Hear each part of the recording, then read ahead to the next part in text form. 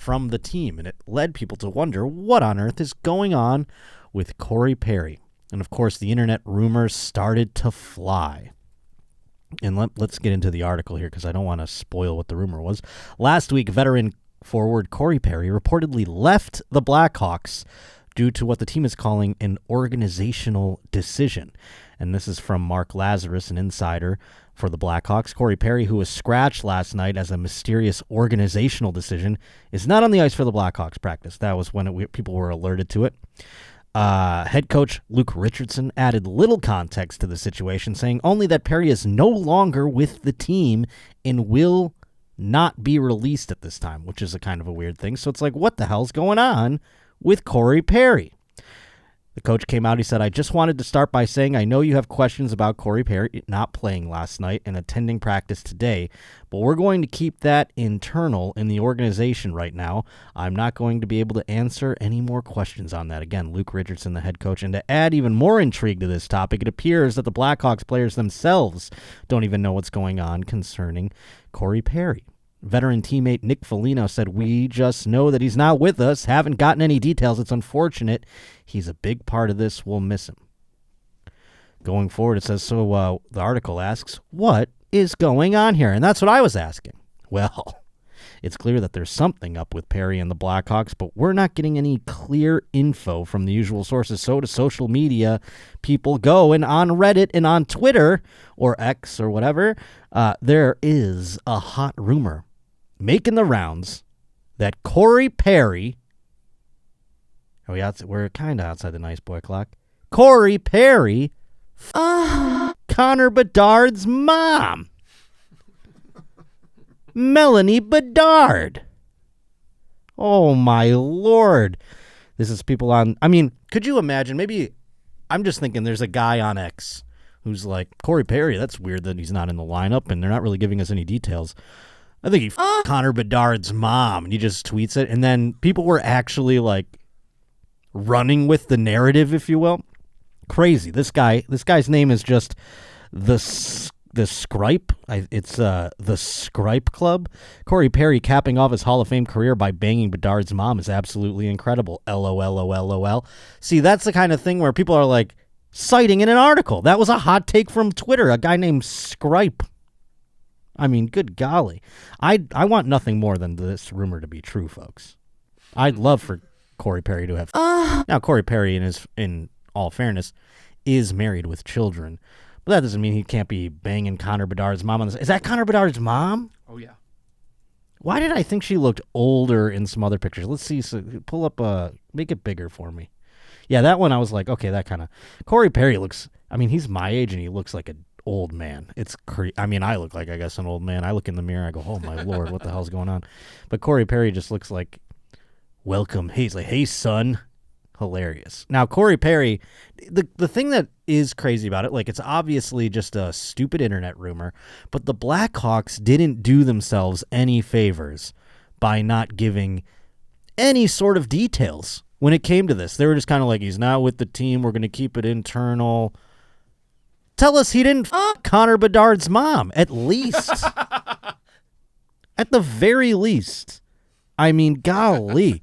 That's all you have to do. You have to come out and say, we can't get into the details as to why Corey Perry isn't with the team right now. We can't give you any sort of details on that, but we can tell you he did not Connor Bedard's mom. That should have been the statement, because that would have put everything to bed. Them not coming out and saying anything of the sort only fanned the flames of the rumors. Now, Corey Perry has made his own statement. So has the team. Let's see what the team's statement was first here. Again, not doing themselves any favors. Here, let's play this audio. As this is an individual personnel matter, I'll not be able to disclose any details related to the initial reporting, investigation, or the findings. However, I do want to be very clear on this one point. This does not involve any players or their families. Oh, so he did come out and say that.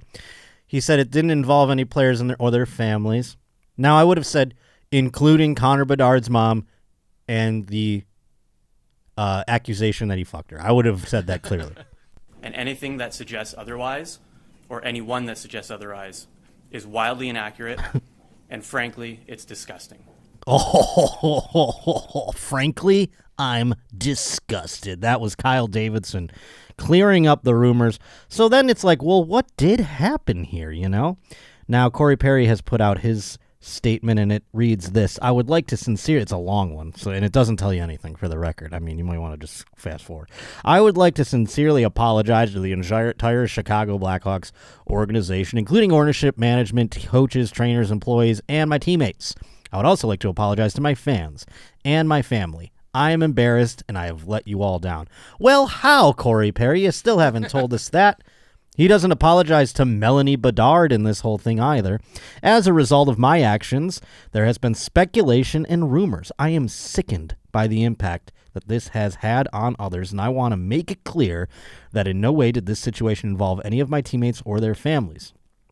Most importantly, I want to directly apologize to those who have been negatively affected, and I am sorry for the additional impact to others it has created. My behavior was inappropriate and wrong. I have started working with experts in the mental health and substance abuse fields to discuss my struggles with alcohol, and I will take whatever steps necessary to ensure this never happens again. I hope to regain the trust and respect of everyone who has believed in me throughout my career. Once again, I am deeply sorry. Corey Perry. So it sounds like he was boozing it up a little bit and did something. And that something doesn't seem like it was he was fucking Connor Bedard's mom, but it seems like he did something. What could he have done? Outside of fucking Connor Bedard's mom, what on earth could Corey Perry have done where it caused... I mean, hockey players are boozing all the time. There was a bunch of hockey players at one of my shows this weekend, actually, and I was like, yeah, you hockey players, you love running train on girls, don't you? And they do. Hockey players, I don't know what it is about them. They love having group sex with their teammates. Now, I'm not saying they do gay stuff during that. I'm just saying they like, you know, being across from one another and high-fiving or whatever, you know? Real team bonding stuff. And if Corey Perry gets a little drunk and fucks one of his teammates' moms, you know, that's just going to happen. That's just hockey. That's puck life, baby. That's grinding. So I'm curious if you know out there, if there's any Roach reporters who want to do any further investigations. I would very, very, very much like to find out exactly, because I bet the story is even juicier than the rumors. You know, the rumor is he was fucking Connor Bedard's mom. That's a juicy rumor. But I bet what he really did in his alcohol-fueled haze or whatever it was probably something even more juicy. So I'm curious if anybody out there has any insight. Do hit us up, joshpottershow at gmail.com. So that is the breaking sports story, and I'm going to try and avoid sports for the most part for the rest of the program here. The Bills still suck. The Sabres suck. I mean, I'm just not in a great place. I'm bad at gambling. I just, it's not going well for the Roach in terms of sports. But with that being said, today's Josh Potter Show is brought to us by the fine folks over at DoorDash. And oh boy, Thanksgiving, it's come to an end, and you don't want to cook anymore, and luckily DoorDash has you covered. I never wanted to cook in the first place, and thank the Lord for DoorDash. You can get whatever you want delivered straight to your doorstep. Just do your shopping on the app, and the Dasher is going to run all your errands for you, whether you're watching the big game and you don't want to leave the sofa to get a snack, or everyone in your family wants something different for dinner. You can get it all delivered quickly and easily. I hate cooking. I hate grocery shopping. I hate all of it. I don't like thinking. And thank the Lord for DoorDash just doing all the BS for me. I mean, they just bring it right to my door. I mean, hey, DoorDash is one step away from eating it for you. I mean, that's how close they're getting to making it super easy and making it so you don't have to think about anything. All your favorite stores, they're on the DoorDash app, whether it be fast food, grocery stores, even retail shops. I was with a girl who was visiting town, and she forgot her laptop charger. And I was like, oh, do we have to go to Best Buy or something? And she goes, no, I'm just going to DoorDash one. It was crazy. I didn't even know it was capable of such a thing, but it is. Here it is. It's all there for you. You don't have to move a muscle. So right now you can get 50% off up to a $10 value when you spend $15 or more on your first order when you download the DoorDash app and you enter code JOSHBALL. All one word. That's 50% off when you spend $15 or more on your first order with the DoorDash app and use that code JOSHBALL. Don't forget, use code JOSHBALL for 50% off your first order when you download the DoorDash app and spend $15 or more. Subject to change. Terms apply. Also, the Josh Potter Show is brought to us by the fine folks at NBA 2K Mobile. Oh, my Lord. I was never a phone game guy, but boy, oh boy, have the folks at NBA 2K Mobile changed my whole lookout on this sort of thing. Maybe you need an escape from your in-laws this holiday season while you're just sitting there in their boring house. Whether you're a diehard basketball fan or you're like me and you just want to try a fun new game and maybe learn a little bit about, players and stuff like that in the NBA, NBA 2K Mobile has what you need. You can dive into tourney mode and compete for the title, or you can have fun collecting player cards to enhance your team's performance. You can even work together with your friends to dominate the leaderboard.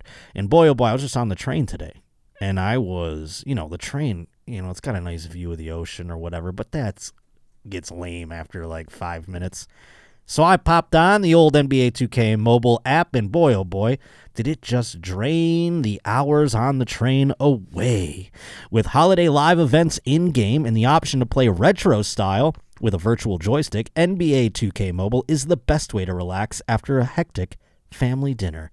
And you're going to have a couple of those coming up, friends, so I would download the app right now. As a matter of fact, download the NBA 2K Mobile app free on the App Store or in the Google Play thing, and use promo code JOSHPOTTER to receive an exclusive Giannis Jade tier card. That's promo code JOSHPOTTER when you download NBA 2K Mobile for free. Let's get into the news.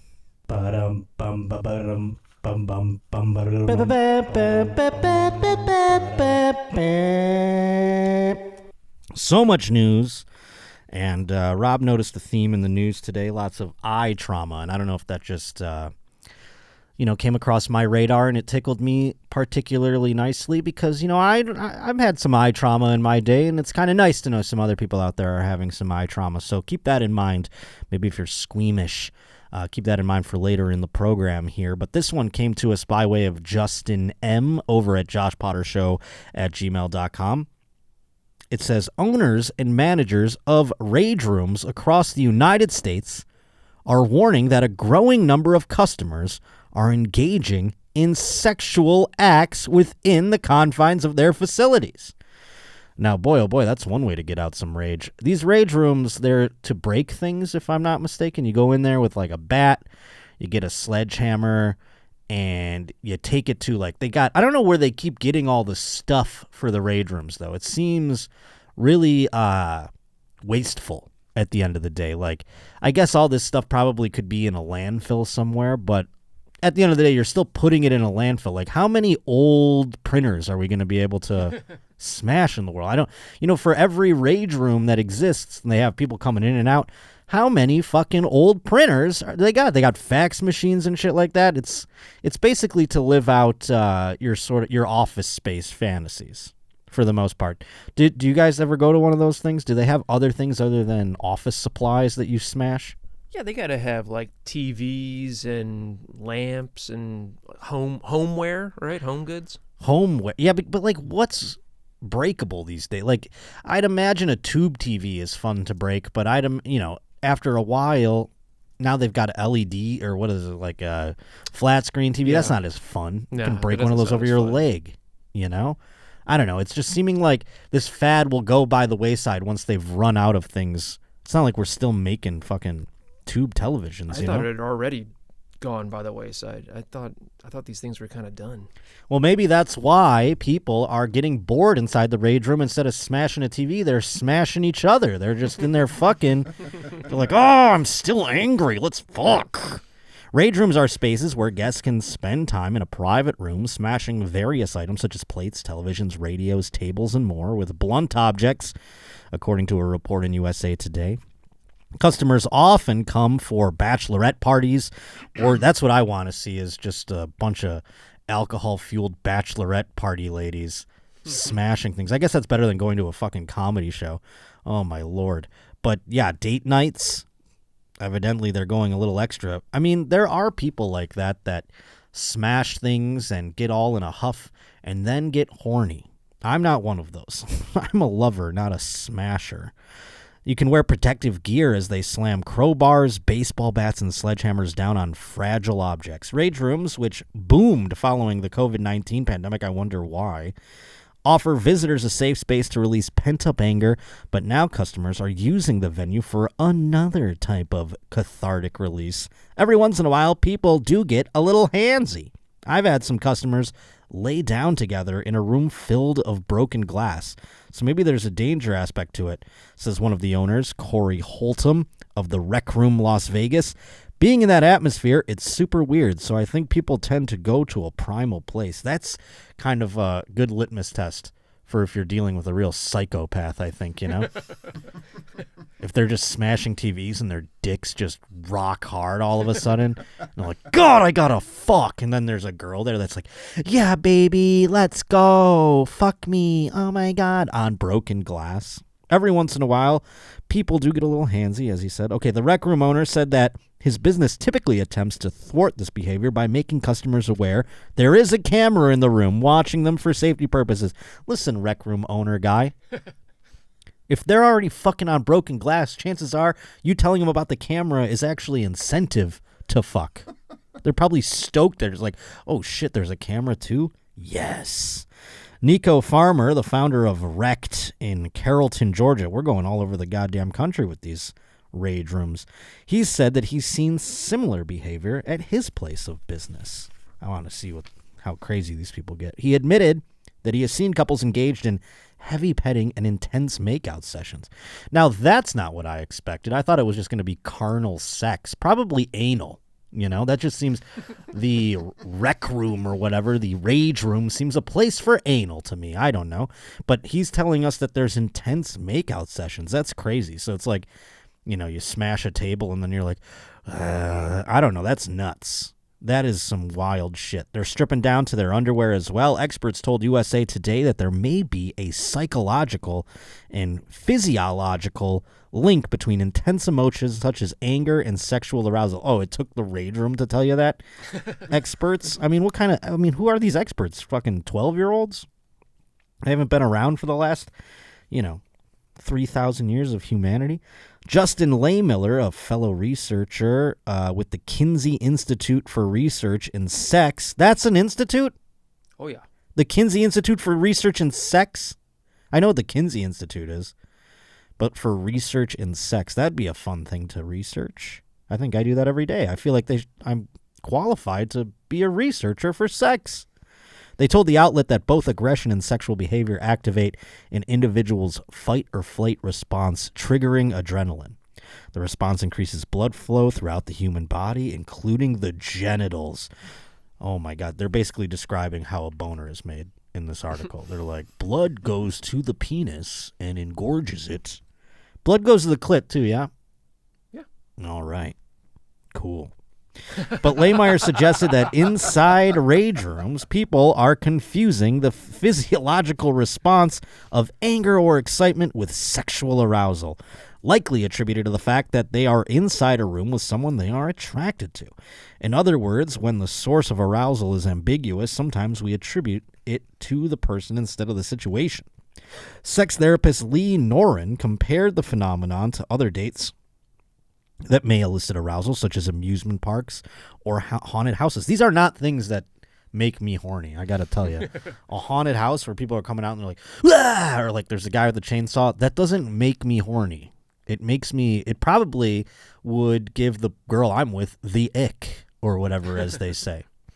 That's also what would happen to me in a rage room. I'm taking a bat to a tube TV, and all of a sudden the bat just bounces off of it without shattering it. A girl's like, the last thing I want to do is fuck this guy. Are you kidding me? This guy just said ouchie as he hit a TV with a baseball bat. I don't think I want to fuck him anymore. If you look at shows like The Bachelor, where they often go on dates like bungee jumping, they seem to fall in love more easily. That's a television show. This lady is in research. Golly. She's like, yeah, no, in The Bachelor, they must fall in love, right? They're just fucking... That Golden Bachelor is dark. You guys watch that?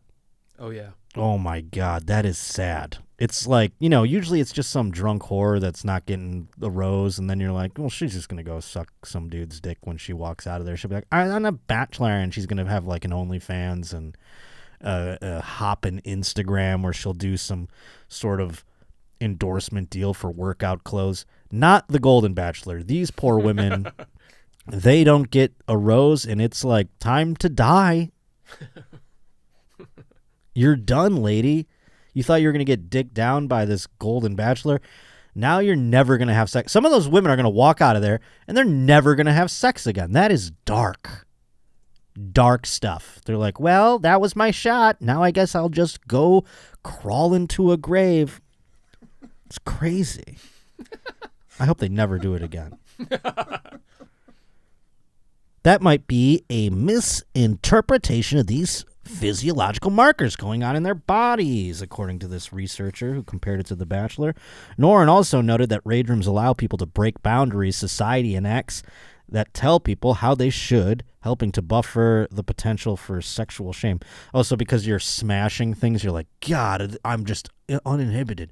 Imagine if there was like a rage room for like shitty people. Like, imagine if there's like a racist rage room where you just get to go in there and scream.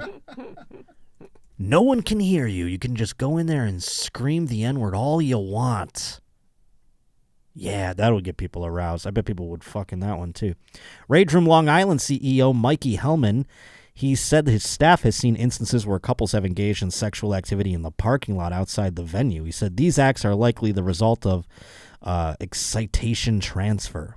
If you visited a rage room with your partner and then went straight home and had sex, it's likely that the sex would be more intense than usual due to the fact that the emotional response from earlier situation hadn't fully cleared from your system. It's almost like they're encouraging people to fuck now. It's like at the end of the article, it's like, listen, you're going to go smash some stuff. You're going to want to fuck. Go for it. It's going to be intense and awesome. This is License. like an ad. What's that? It is like an ad. This feels like an ad. This feels like they're running out of shit to smash, so they need to get people back into these rage rooms. People are like, yeah, I broke a chair and, like, threw a hammer through a glass window. It was fine. Wait a minute. People are fucking in these things? I guess I'm going to get a season pass. Licensed clinical psychologist and certified sex therapist Michael Aaron agreed that some people may be attracted to a sense of dominance that emanates from people when they are destroying objects. They're in charge, but they're not aggressive toward you or threatening you, he said. So you experience them in a dominant way that's safe. That's why I don't think I would ever get laid going to a rage room. I would fucking go like, boom, ow! And then a girl would be like, ugh. What the hell is that lady? Get her out of here. Anyhow, we move things along. Now we get into the eye situation here. We at least have this one from Luke Rutz. Oh, boy. And I've wondered about this, with my dead eye and such. How bad could it get when it comes to certain things that could happen to my bad eye, you see? Health officials in Michigan have identified an alarming cluster of syphilis infections in women's eyes. Now, that's the only part I've read so far. And guess what? I can already deduce what's going on here. I think in Michigan, a lot of guys jizzing into women's eyes with syphilis, though. So the transfer is happening, and it's because they're going, you know what I mean? Maybe get some protective glasses on there. Do some Arabian goggle action. The first of its kind cluster in 5 women, all linked to one infected man. This can't be the first time this has happened. One guy with syphilis is just jizzing into eyes, and all of a sudden it's like a one-of-a-kind, first-of-its-kind cluster? That's crazy. It raises the possibility that a new strain of syphilis bacteria has adapted to more easily cause systemic syphilis, particularly disease that affects the eyes and central nervous system. So this man has created a new syphilis. Evidently, maybe you couldn't get syphilis in your eye before, but now it's grown, or it has crossbred or something like that, and now there's a new strain that is affecting eyeballs. It's a report of the cluster and what it might mean is published today in the Michigan health officials in the Centers for Disease Control and Prevention's morbidity, morale. I don't even know what the fuck this report. That is a long report. I don't even want to read the title of it. So now I'm not going to learn anything about eye syphilis, aka ocular syphilis. It's not new, evidently. Syphilis bacteria, Treponema pallidum. I mean, what the fuck, dude? Put the Latin for syphilis in there. It's fucking gross. Why do we have to give it a churched up name? It's known to be able to spread to the eye as well as the inner ear and central nervous system when the sexually transmitted infection is left untreated. This spread can lead to blindness, deafness, and life-threatening neurosyphilis if it remains untreated. Who died? It was one of the mob guys died from syphilis, right? Is that true? How many famous people died from syphilis? I wonder if he was getting jizzed in his fucking eye. Al Capone. Al Capone. Yeah, they were jizzing in Al's eye there, you know. No, I think he just had a sick dick. And I mean that in terms of diseased dick, not like a really righteous one. The spread can lead to blindness, as we mentioned, but ocular syphilis is rare, you see. It's only found in about 1% of syphilis cases, similar to the inner ear and neurosyphilis, the one in the brain. According to a large analysis published last year, when ocular syphilis does develop, it's most often seen in people who have late-stage syphilis, people who are 65 years of age or older, people who report injection drug use, and those who are HIV positive. I guess if you're HIV positive, you're like, what the hell, I'll just get all the other things too. Syphilis, gonorrhea, whatever. Pile it on. Who gives a shit? I'm HIV.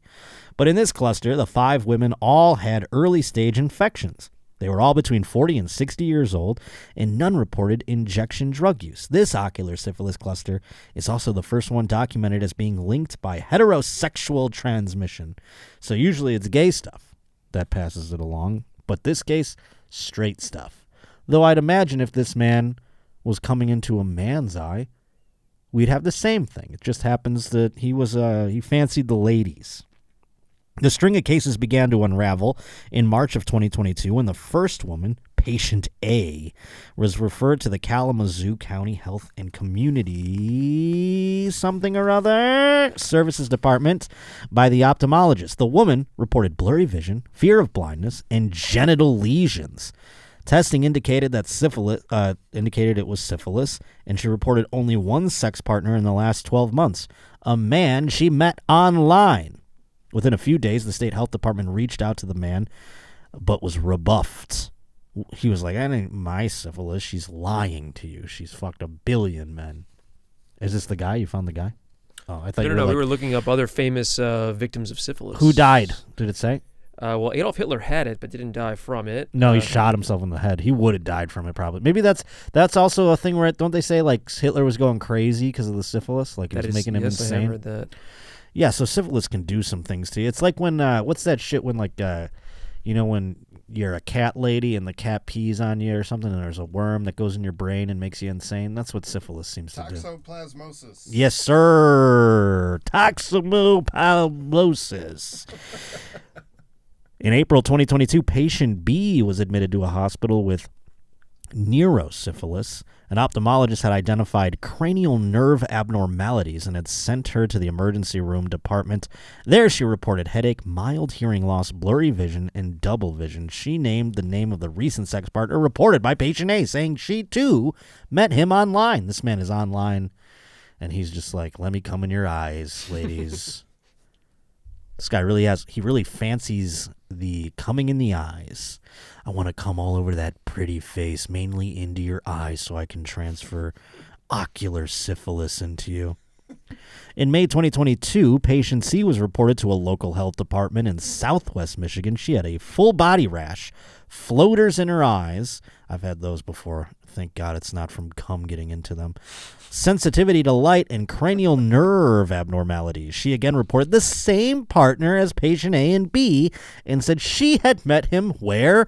Online. I'm beginning to see a pattern here. Patient D was diagnosed with ocular syphilis in June 2022, again naming the same partner.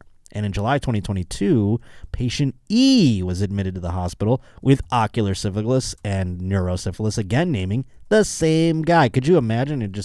He's still denying, and he's like, I don't know how this keeps happening.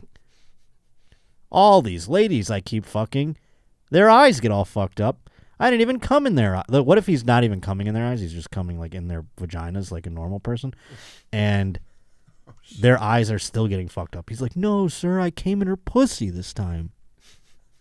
From March to May, state health officials reached out to the common male sex partner multiple times, but he provided little information. You don't say. He provided little information, said he had left the state and was a no-show for a scheduled medical appointment in April.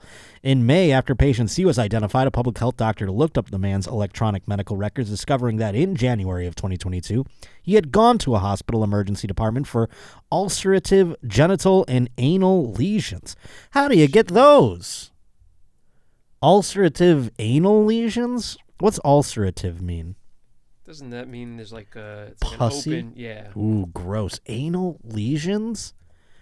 Boy, oh boy, how do you get that? That's a tough one to explain to the doctor. Yeah, I'm not doing gay stuff, but my butt has lesions on it. Oh boy. I mean, how do you get those? I want to know how his origin story, like he's like the first vampire here, you know what I mean? We want to see who made you? At the time, he was treated for presumed herpes infection, but his herpes test was negative, and he was not tested for syphilis. That's a good doctor to be like, nah, your herpes are, you don't got herpes. He's like, it's fine by me. Also in May, a state disease intervention specialist was able to renew contact with the man, and he showed up for an appointment at KCHCSD. In the appointment, the doctors noted that the man had no signs of syphilis, no vision problems, nor hearing impairment. That's because his cum wasn't in his eye. You know? He just had lesions on his pee-pee, and he was distributing the cum out of his penis into the eyes. If he shot it into his own eye, which we've all been there, he might have had the blurriness, you know? That'd be his excuse. He's like, listen, I've shot plenty of cum into my own eyes, and I don't have fucking syphilis in my eyes, so it's not me, dude.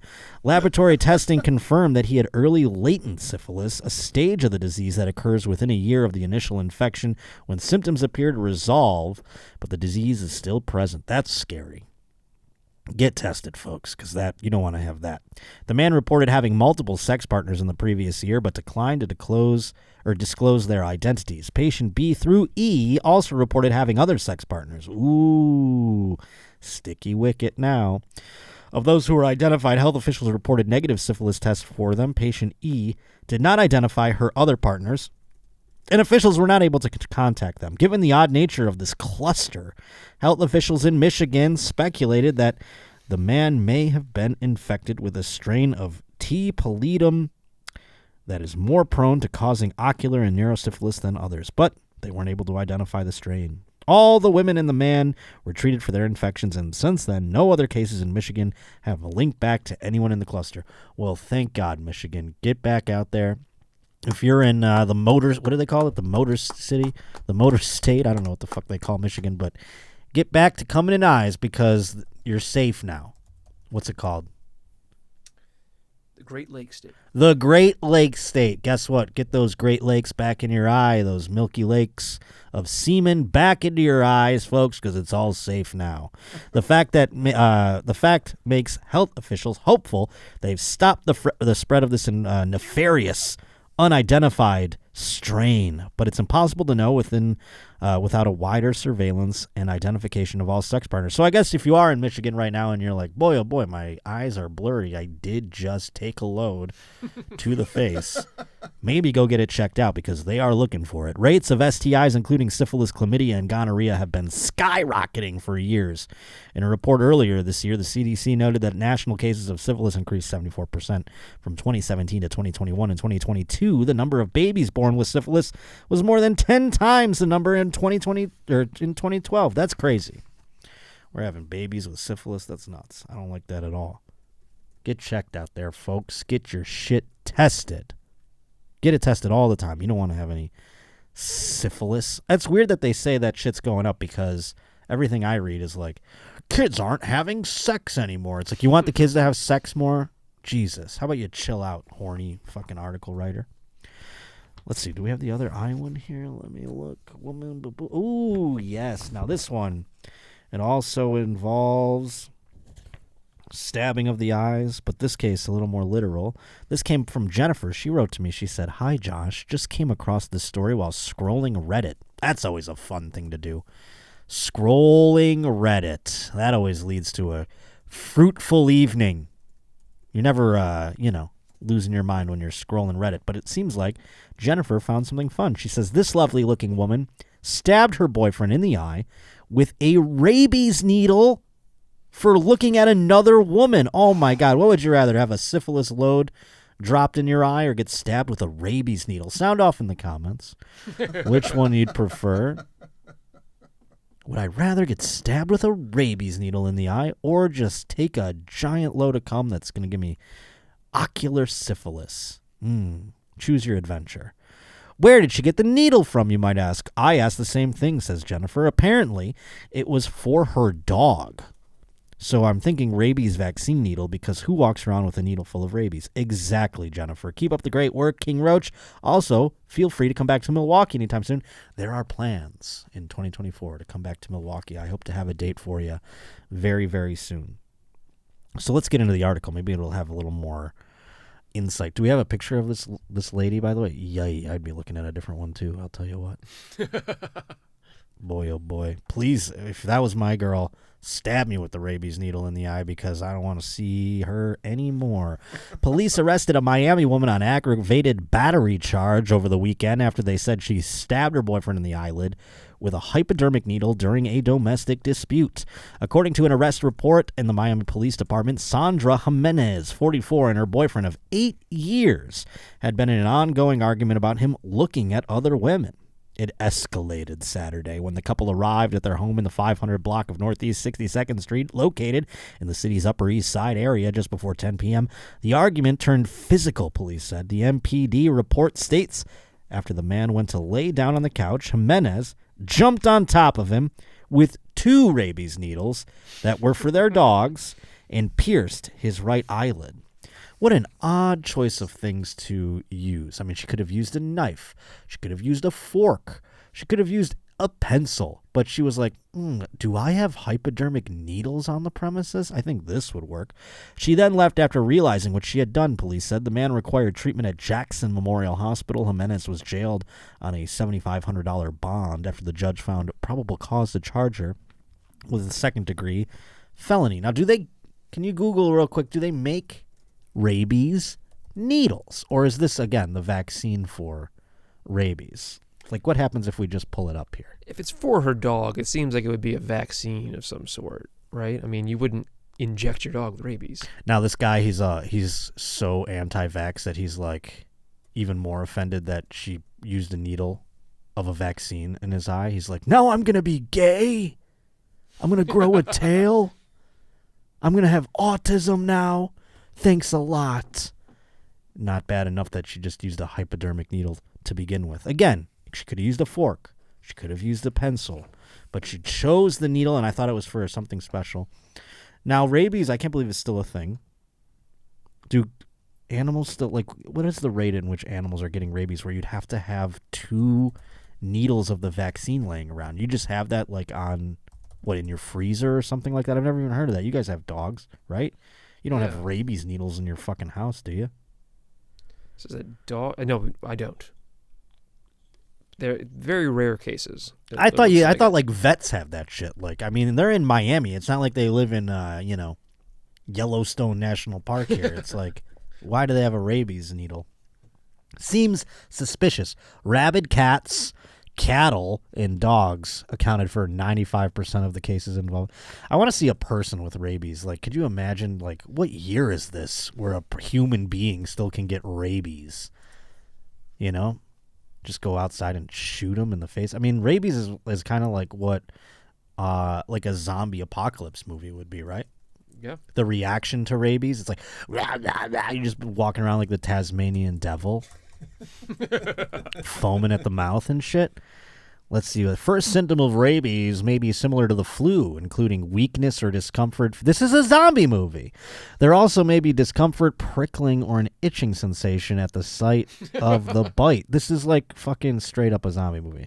These symptoms may last for days. Symptoms progress to cerebral dysfunction, anxiety, confusion, and agitation. I'd really like to see a person... I mean, I don't know if we're going to be able to... I mean, I don't even know if this exists, but I'd really like to see somebody advanced rabies. I mean, I'd rather pour all the syphilis into my eyes before I'm getting fucking rabies. Oh, boy. Wild, folks. If you got rabies out there, if you've ever had rabies or experienced the symptoms of rabies, call in 644. No, I'd love to hear anybody's experience with it out there, because it does sound like something that is an old-timey disease. Next up, Jefferson Nally, who was very busy this week, and of course we know Jefferson Nally, our lead semen terrorism reporter. Now, the one with the syphilis in the eye thing, that guy could be... He seems like a domestic semen terrorist at the end of the day, and he was coming into eyes. They were willing to take it, though. It seems, you know, he had sexual partners that he met online, and he was jizzing into their eyes, and it wasn't like they were just walking down the street and he was doing that. They were, you know, probably, you know, doing stuff together. So Jefferson Nally sent in an ongoing sort of case that we discussed many moons ago. I believe I was still in the old Night Pants studio. Who knows? I mean, I wish Kirsten was here today, because she would maybe know a little more of like when we discussed this last. I have no idea, but it was definitely many moons ago.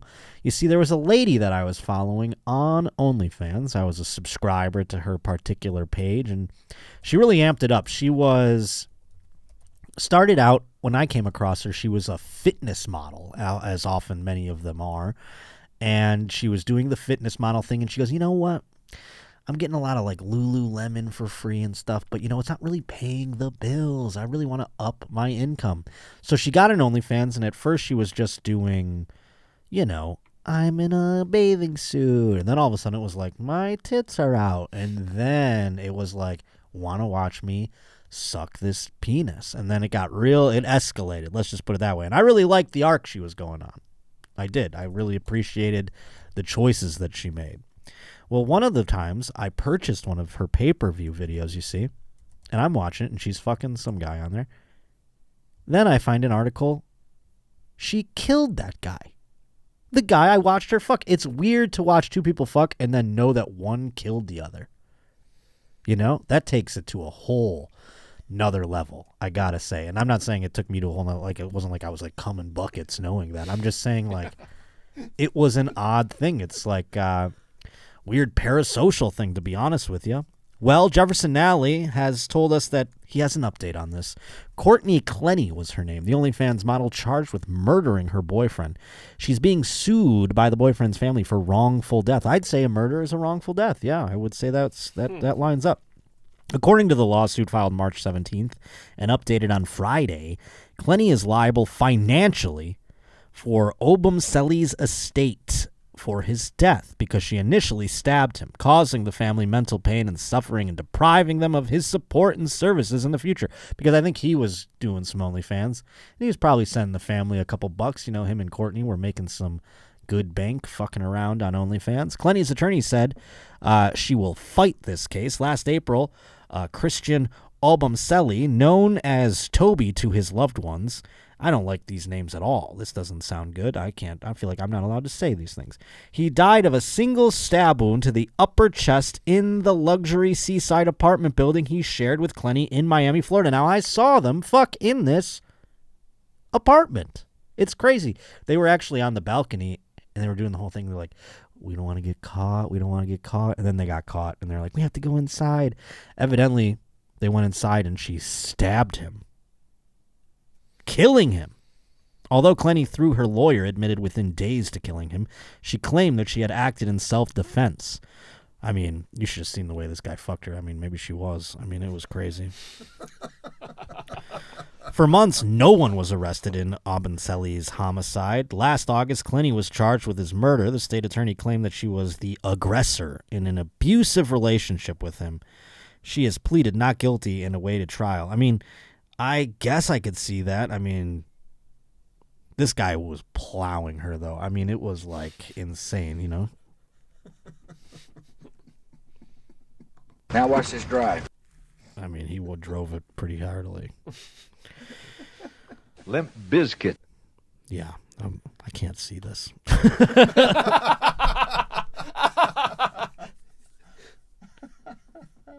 My point is he was one of it. The inner city blacks. So he was really giving it to her good. None of the neighbors reported Obenselli acting aggressively, according to Haggard. All the witnesses say he was always under control. He was just trying to calm her down. He was trying to give her a second chance. That's what happens sometimes in what I call reverse domestic violence, according to this eyewitness. Okay, I'm glad that guy put that in there. You see, what I call it is reverse domestic violence. It's when the girl's hitting the guy. Yeah, that's just domestic violence, dude. It's the same guy who's like, that's reverse racism, if you will, because obviously we know most of the time it's a man. That's what he keeps saying. Clenny is being sued for her role in the alleged murder of Obenselli. According to the amended complaint filed on Friday and reviewed by Rolling Stone, the family is suing Clenny for one count of battery in Obenselli's death. On April 3rd, 2022, the complaint says Clenny intentionally touched, struck, made contact with, and or stabbed him against his will. That's a long list of weird shit right there. I mean, she touched, struck, and made contact with. I mean, all that's fine and well, but then to be like, and or stabbed. Yeah, I think that was the thing that did him in, was the stabbing at the end of the day. As a result of defendant Courtney Clenny's intentional actions, Christian Obenselli died. The lawyer for Clenny tells Rolling Stone that her innocence will prevail. The evidence in both the criminal and civil case will show that Courtney's actions were taken to defend herself from an imminent attack by the man. Courtney is a survivor of domestic violence. I mean, she was getting that pussy beat up, I'll tell you what. In the month following Obenselli's death, an investigation by Rolling Stone revealed that multiple friends who knew the couple claimed that she had been abusive towards him and not the other way around. I swear, dude, I still, like, it's funny because once you buy something on OnlyFans, you keep it forever. It's yours. Like, if you buy a pay-per-view. So, like, if I looked in my OnlyFans, her account is way deleted. It says, like, it's like a bunch of numbers and letters, like, as where it used to be, but I still have the videos. It's almost like I saw that man's final moments, and I still, like, own them. At least he was having fun. I mean, boy, oh boy. If I'm going to get stabbed by a girl, I'd like to cum buckets right before it. You know what I'm saying? Oh boy, here, listen to this. In the month following his death, an investigation by Rolling Stone revealed that multiple friends who knew the couple claimed that she had been abusive towards him and not the other way around. Since the criminal case against her began, evidence of Clenny's alleged abuse toward Obenselli became public. From a surveillance footage released by the state attorney showing her shoving and hitting him in the elevator of their apartment building to phone recordings taken by Obenselli of Clenny calling him the N-word and telling him to shut the fuck up, bitch. When he pointed out to her that she'd hit him, a second investigation after Clenny's arrest found that neighbors at the couple's previous home in Austin, Texas, had witnessed her aggressive behavior towards him as well. In the current civil action, the family is seeking $50,000 in damages. That doesn't seem like a lot. I feel like they both made more than on that one video that I was talking about. She obviously has assets, Haggard said, referring to Clenny's successful influencing an OnlyFans career. We fully anticipate she's going to try and fraudulently move those assets. See if there's anything else fun in here. The companies associated with the condo building, Haggard claims, knew about Clenny's unbelievable behavior before she killed the man. And so I guess they're roping them into the fucking thing too. It's pretty wild. It is just nuts, and I can't believe I still have those videos. And she's definitely done. I mean, we saw her, mugshot on there? It's not her mugshot, but it's like her in the prison garb you see up there. Yeah. No, I mean, she still looks pretty good, but she's not what she once was. That's what prison will do to you. I'll tell you what, she can call me the N-word and knock me around a little bit. I'll tell you what. She's a hot lady. This guy loves corpses, according to David Reed. Final article for the day today. Thank you so much for being here on the Josh Potter Show. This man, David Reed, sent in an article about another gentleman named David Fuller, who was a maintenance worker And it's always a fucking maintenance worker who loves corpses, isn't it? I mean, we should. You know how they say, like, they're like, you never know the struggle someone's going through. Talk to some of these maintenance workers, and maybe they won't play with corpses anymore. Although this guy, I think he might have been a lost cause. He just looks like a guy that your mom's house would talk about, where he's like, I like corpses. I like the way they taste. David Fuller was a maintenance worker, abused the corpses of at least 101 women and girls at Kent and Sussex Hospital and the Turnbridge Wells Hospital before his arrest in December 2020. That sounds like a Disney movie. 101 corpses of women and girls. His victims range in the age of 9 to 100. That is a wild span. The government launched an independent inquiry in 2021 to investigate how Fuller was able to carry out his crimes undetected, with the first phase of the probe looking at his employer. The inquiry found senior bosses at the hospital were aware of problems in the running of the mortuary from as early as 2008. It found that he entered one mortuary 444 times in the span of 1 year, unnoticed and unchecked, and that deceased people were also left out of the fridges and overnight during working hours. I like when they smell bad. I want them all warm and smelly. The report also found that there were serious failings at the hospital, with Fuller able to offend undetected while standard procedures weren't followed. The inquiry held interviews with more than 200 witnesses and reviewed more than 3,700 documents. It seems like there was a lot of witnesses. They're like, yeah, that David guy, he's going into the fridges and doing weird shit. We might want to get on that. Based on the evidence, the inquiry team made 17 recommendations to prevent any similar atrocities happening again. The recommendations include non-mortuary staff and contractors should be accompanied when in the mortuary. Yeah, I'd say that's a pretty good rule. Don't let weirdos go into the mortuary. All regulatory standards must be met. Deceased people should not be left out of fridges overnight. I would say that's a good rule, too. I mean, these are all things that should have happened before the guy had sex with the corpses. Only those with legitimate access can enter the mortuary. CCTV cameras must be installed and footage reviewed thoroughly. That just sounds like you're making a porno at this point by letting this guy go in there. Records should be kept of who is accessing the mortuary and how often, and the trust board must review governance structures. The offenses that Fuller committed were truly shocking, and he will never be released from prison. This is according to the inquiry chairman, Sir Jonathan Michael. That's interesting that he'll never be released from prison. It's like, if you're that guy, you're probably like, I did this to dead people. It's not like I was doing it to alive people. Come on, man, they were dead.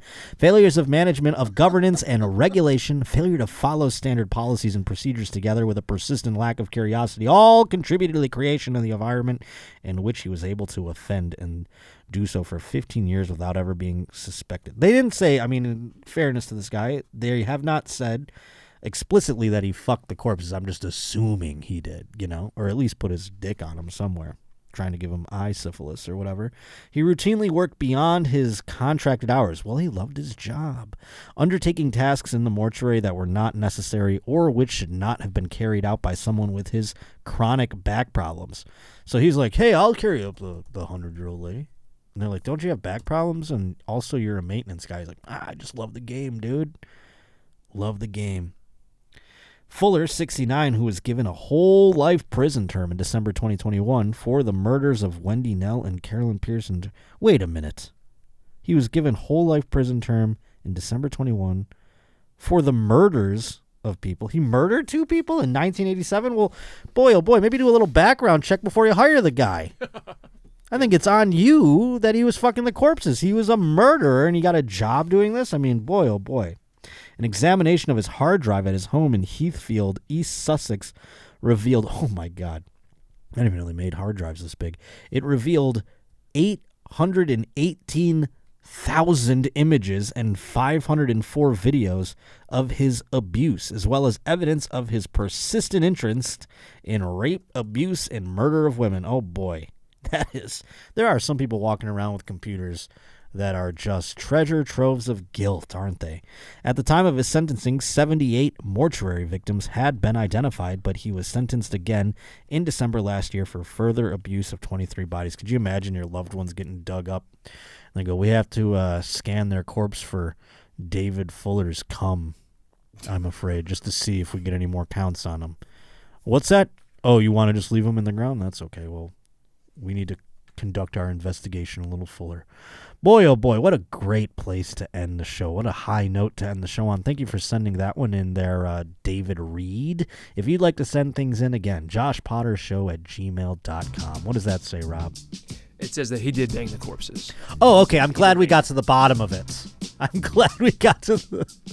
Good. I actually was going to go home and do extra research to find out one way or another exactly what did he do to the corpses. You used to be able to come in here whenever you wanted, right? But now David, he kind of mucked it up for the rest of us. Oh, I see. It's people. You think a lot of people were coming on the corpses in there? It's just part of the gig. I just can't believe they had to announce that at this point now you can't go in there unattended. Yes. Now you can't anymore. Before, hey, we just let people do whatever the hell they want with these fucking things. What do we care? They're dead anyway, right? Anywho, folks, thank you again if you came out to La Jolla at the Comedy Store this past weekend. I have a couple of dates for 2024 that I should be able to announce next week that I'm excited about. But in the meantime, we have one final weekend on tap for 2023. Tampa Bay Side Splitters. Pleased to be buying your tickets right in the description of the show here. Or you can go on my social media. Also, make sure you subscribe to the Patreon, patreon.com/The JoshPotterShow, or you can go on to Twitch as well. Subscribe there, twitch.tv/Josh_Potter. I appreciate all the Roach reporters we had today, and I can't wait to be back here inside the Roach Motel with you next week. And hopefully we've got our guests returning.